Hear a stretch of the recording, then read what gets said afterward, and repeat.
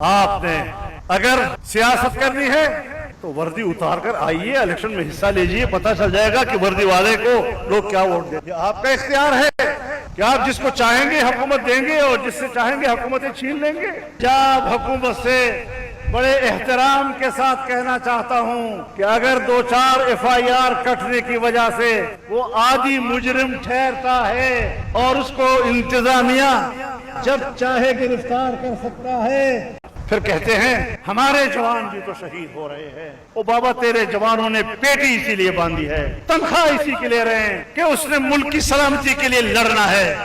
تم اپنے خون کا میرے اوپر کیا احسان؟ میرے خون پسینے کے ٹیکس سے اسی بات کے لیے تو تنخواہ لے رہے ہو۔ ہر محکمے کا ایک دائرہ اختیار ہے، اسی طرح فوج کا بھی ایک دائرہ اختیار ہے، فوج کی بھی ایک ذمہ داری ہے۔ اپنی ذمہ داری پہ نظر رکھو، ملک اجڑ رہا ہے۔ خیبر پختونخوا میں آج کوئی حکومت نہیں ہے اور میں وہاں سے آیا ہوں۔ میں بتانا چاہتا ہوں پنجاب کے لوگوں کہ مغرب کا سورج غروب ہونے کے بعد صبح سورج کے طلوع ہونے تک پولیس اپنے تھانے سے باہر نہیں آتی، اور جب پولیس تھانے سے باہر نہیں آئے گی تو پھر سڑکیں مسلح گروہوں کے سپرد ہوں گی، پھر سڑکیں اور راستے ڈاکوؤں کے رحم و کرم پر ہوں گے۔ آپ کی حاکمیت کو میں اپنے صوبے میں جانتا ہوں، تمہاری کوئی حکومت نہیں ہے، تم صرف دارالحکومتوں میں اپنے بڑے بڑے بنگلوں کے اندر بیٹھے ہوئے ہو، ٹانگ پہ ٹانگ ڈال کر سمجھتے ہو کہ ہم حکمران ہیں۔ کم از کم میرے صوبے میں تمہاری کوئی حکومت نہیں ہے۔ اور یہ بات سن لو، دل کے کان کھول کے سن لو، یہ حقائق ہیں۔ اسٹیج پر خطابت نہیں دکھا رہا ہوں۔ بلوچستان میں، بلوچ علاقوں میں بغاوتیں تھی، پورا بلوچ علاقہ پاکستان کے اختیار سے نکل چکا تھا۔ آج بھی وہاں پر پاکستان حکومت کی کوئی رٹ موجود نہیں ہے، لیکن ہم تو بلوچ علاقے کو رو رہے تھے، اب تو پشتون علاقہ بھی خون میں نہا رہا ہے۔ پشتون علاقے میں ہم نے 2-3 دن کے اندر 50 سے زیادہ لاشیں وصول کی ہیں۔ ہم نے بازاروں میں ایک ہی کام کیا کہ اپنے پیاروں کے لیے کفن خرید سکیں، ہم نے صرف ایک ہی کام کیا کہ اپنے پیاروں کے جنازے پڑھ سکیں۔ یہ کیا پاکستان کی عوام کی قسمت میں ہے کہ ہم نے یہاں پر خون دے کر وقت گزارنا ہے؟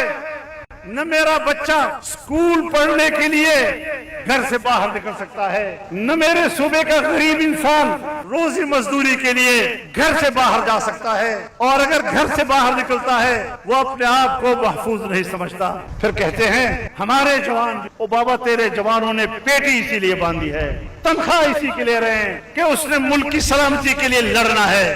تم اپنے خون کا میرے اوپر کیا احسان ڈالتے ہو؟ میرے خون پسینے کے ٹیکس سے اسی بات کے لیے تو تنخواہ لے رہے ہو، لیکن ہمیں کہتے ہو کہ تم لشکر نکالو، تم اسلحہ لے کر مسلح گروہوں کے خلاف لڑو۔ میں نے کوئی تنخواہ نہیں لی، میں کوئی لشکر نہیں بناؤں گا۔ تم چلے جاؤ گے، تم میری سرزمین کو آنے والی نسلوں تک ذاتی دشمنیوں کی طرف دھکیل رہے ہو، ہمیشہ کے لیے قتل و غارت گری کی طرف دھکیل رہے ہو۔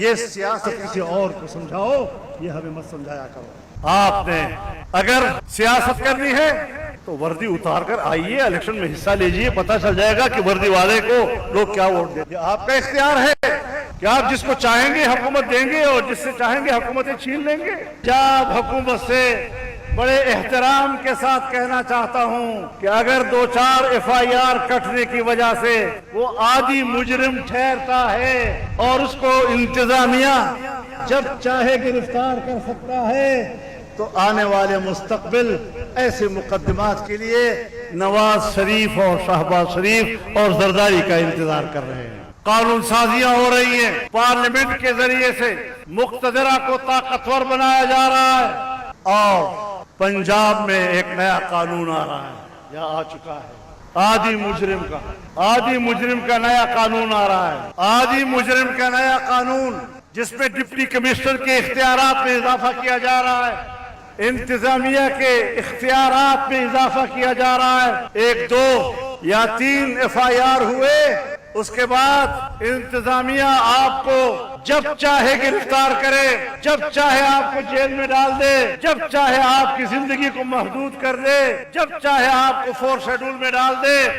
آپ بتائیں کہ کیا انتظامیہ کو سزا دینے کا اختیار ہے؟ سزا دینے کا اختیار عدلیہ کو ہوا، لیکن یہاں پر سزا کا اختیار انتظامیہ کو دیا جا رہا ہے۔ اور میں پنجاب حکومت سے بڑے احترام کے ساتھ کہنا چاہتا ہوں کہ اگر 2-4 FIR کٹنے کی وجہ سے وہ عادی مجرم ٹھہرتا ہے اور اس کو انتظامیہ جب چاہے گرفتار کر سکتا ہے، تو آنے والے مستقبل ایسے مقدمات کے لیے نواز شریف اور شہباز شریف اور زرداری کا انتظار کر رہے ہیں۔ یہ قانون آپ کے گلے پڑے گا۔ آج تم ہمارے خلاف یہ قانون بنا رہے ہو، آج تم مدارس کے خلاف یہ قانون بنا رہے ہو۔ تم نے یہاں نیشنل ایکشن پلان کے نام سے ایک پالیسی بنائی اور اس پالیسی میں آپ نے دینی مدارس اور مساجد اور مذہبی طبقے کو نشانہ بنایا کہ ان کی نگرانی کی جائے، تشدد کے راستے سے ان کو روکا جائے۔ میں نے اس میٹنگ میں احتجاج کیا، میں نے کہا اس کو ہم قبول نہیں کر سکتے، یہ ایک امتیازی قانون ہے جو مذہبی لوگوں کے خلاف ہے۔